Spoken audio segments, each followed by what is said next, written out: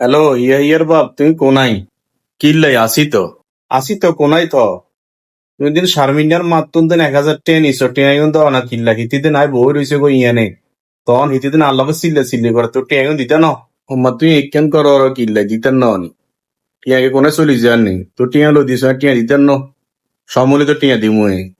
আয় তোরা টিয়া লো দিছি কই তুই টিয়া দি দিবা বিশেষ। তুই এত টানা বানা করো কিল্লা হিতে আল্লাহকে আই যে সিল্লে সিল্লে করতে আছে। টিয়া কেনে কেনে দিবা দি দাও।